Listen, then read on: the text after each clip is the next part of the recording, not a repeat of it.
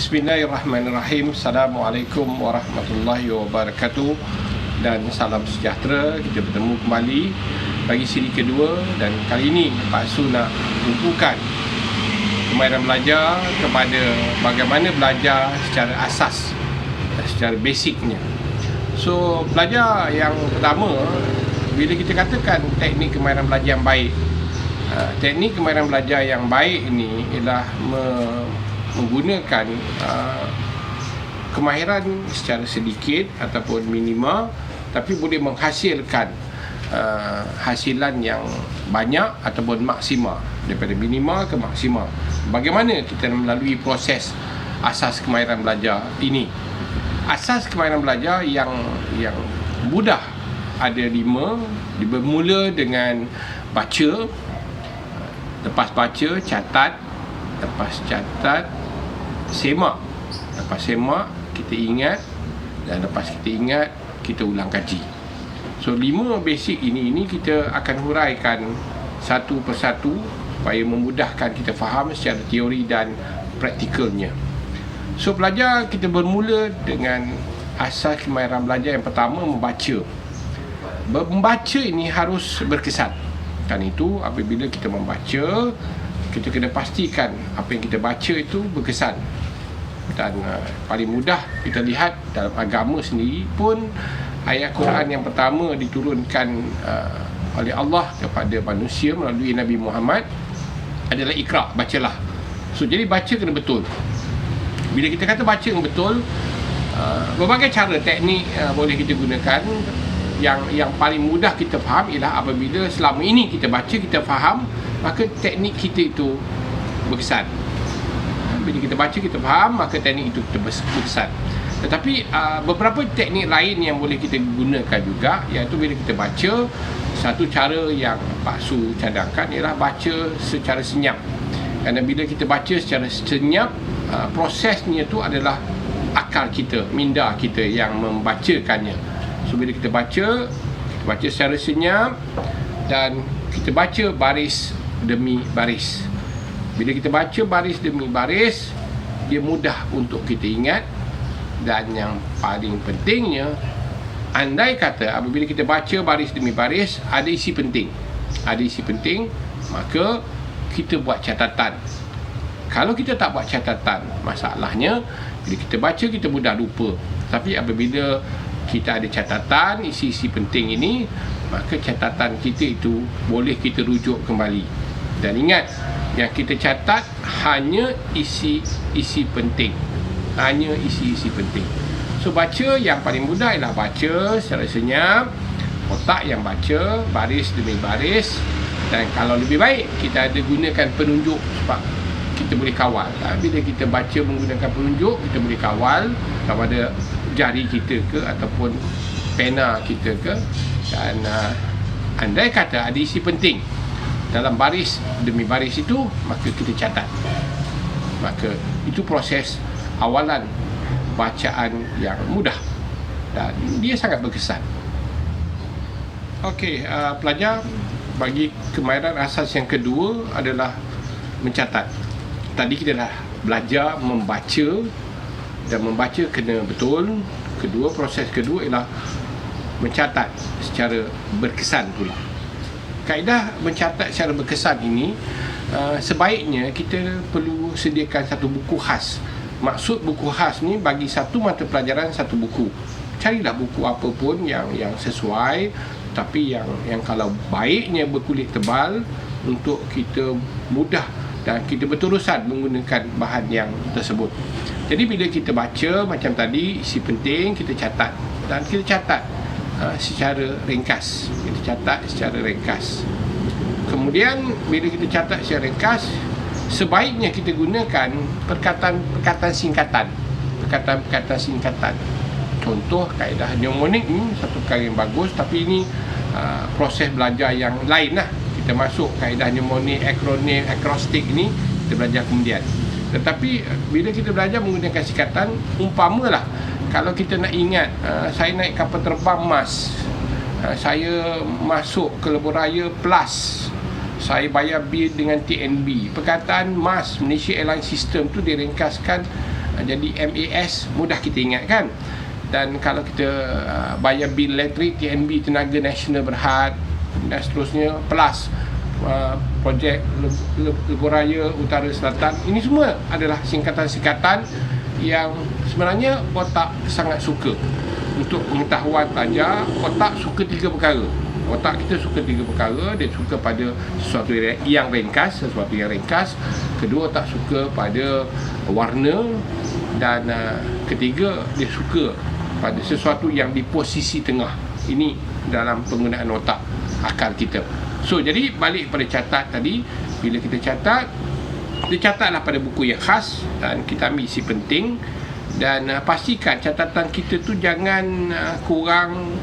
Dan kita catat supaya kita mudah ingat menggunakan singkatan-singkatan yang mudah. Itu saja. Para pelajar, kemahiran belajar yang ketiga pula ialah menyemak. Tadi kita jelaskan bahawa asas belajar pertama tadi membaca dengan betul. Kedua, mencatat dengan berkesan. Kali ini kita masuk pada kemahiran yang ketiga, menyemak secara teliti. Lepas kita baca, kita catat. Dan apabila selesai kita mencatat, selepas membaca tadi, kita catat. Kemudian proses ketiga, kita kena semak balik. Selepas habis baca, habis catat maklumat yang kita baca dan catat tadi, kita kena semak balik.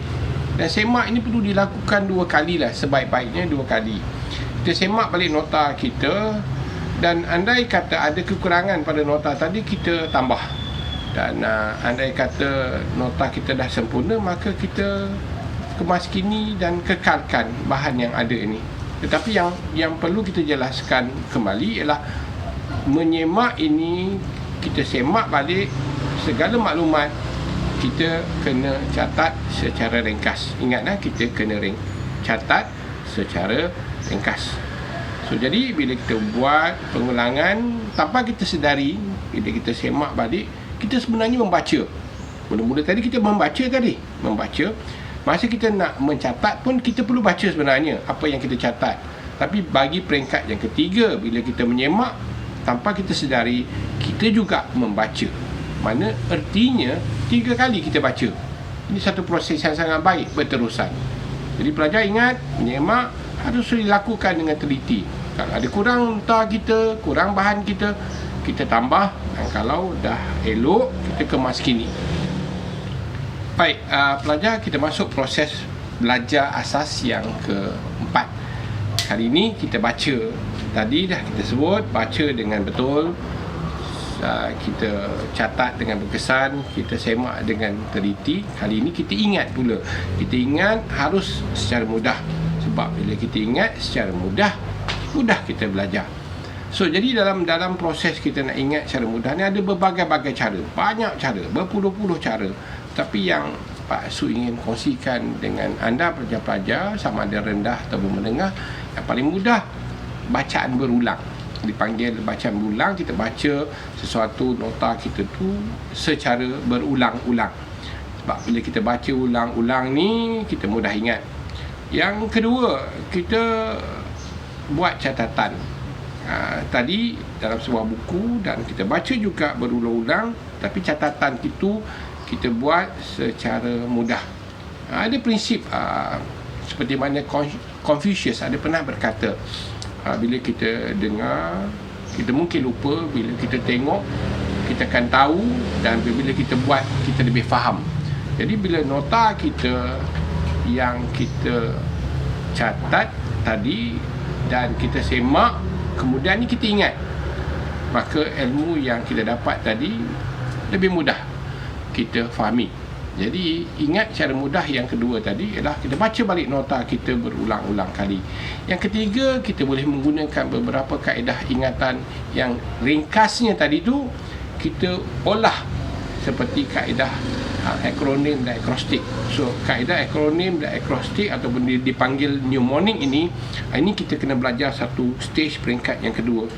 Saya rasa pelajar-pelajar khususnya di sekolah menengah boleh rujuk kepada guru-guru bimbingan kaunseling di sekolah masing-masing, kerana mereka pastinya mengetahui kaedah menggunakan kaedah mnemonic ini. Di peringkat sekolah rendah, saya rasa guru bimbingan yang ada boleh membantu. Paling tidak guru-guru yang sudah lama berkhidmat dalam perkhidmatan pun mungkin menguasai dan mengetahui kaedah-kaedah mnemonik ini. Okey, yang keempat, pembelajaran untuk ingat ini boleh kita lakukan secara perbincangan, ataupun dalam erti kata kita gunakan kemahiran kuis. Kita bersoal jawab dengan kawan-kawan, kerana apabila kita bersoal jawab dengan kawan-kawan, apabila kita berbincang, sebenarnya ilmu yang kita dapat kekalkan, kita dapat terima sebagai ingatan akan lebih mudah. Jadi banyak kaedah-kaedah pembelajaran secara perbincangan ini sebenarnya sangat berkesan untuk kita gunakan. Ada satu kajian yang pernah dibuat di beberapa universiti luar negara, konsep mengajar kawan, mengajar melalui perbincangan, mengajar. Kemantapan untuk ingatan ini tinggi, arasnya sangat tinggi, dan keberkesanan untuk ingatan sangat tinggi. So, why not? Kenapa tidak? Kita gunakan kemahiran ingatan ini secara berbincang dengan kawan-kawan. InsyaAllah dia dapat membantu sebagai satu proses penangkulan penyimpanan maklumat yang berkesan. Dan yang kelima, yang mudah, ialah kita kena kerap sering gunakan nota yang kita buat tadi tu sebagai satu buku panduan yang kita gunakan seharian. Ingat, sesuatu yang dilakukan berulang-ulang pastinya akan menjadi satu pengekalan. So, kemahiran ingat ini bila dilakukan selalu, maka pastinya mudah kita gunakan. Para pelajar, proses belajar yang seterusnya ialah mengulang kaji. Kalau tadi kita dah tahu baca tu kita lakukan secara betul, catat kita lakukan secara berkesan, semak kita lakukan juga secara teliti, dan bila kita ingat, kita belajar ingat secara mudah. Kali ini kita masuk proses mengulang kaji, dan mengulang kaji ni harus secara berterusan ataupun dipanggil konsisten berterusan. Jadi bila proses berterusan ini, kita kena lakukan sebaik-baiknya 2 kali dalam seminggu untuk kita jadikan ingatan berterusan atas apa yang kita belajar. Contoh yang paling baik, kalau kita belajar di sekolah, pastikan malam itu kita buat ulang kaji. Kita semak balik, kita rujuk balik, kita lihat balik segala pembelajaran yang kita belajar pada paginya, dan malamnya kita boleh buat ulang kaji. Ini harus dilakukan, dan bila kita lakukan kekerapan dalam mengulang kaji satu-satu topik ataupun subjek yang tertentu, maka ia akan menjadi ingatan yang kekal.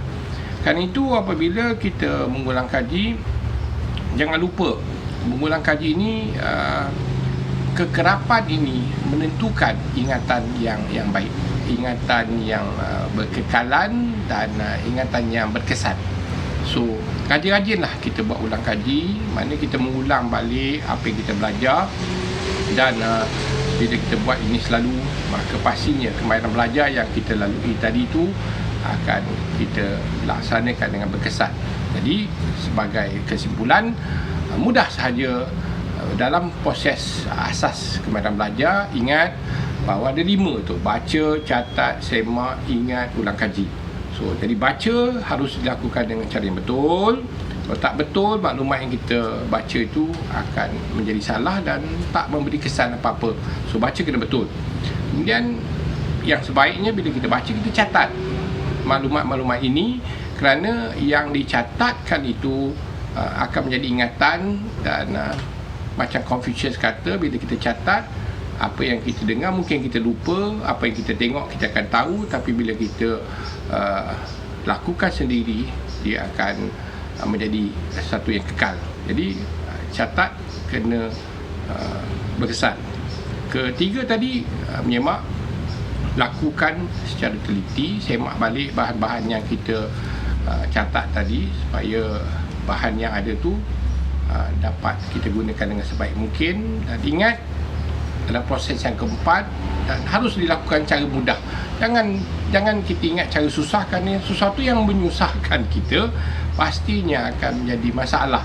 Tapi kalau kita ingat secara mudah, yang mudah itu akan mengekalkan sebarang pembelajaran kita dalam proses kita belajar.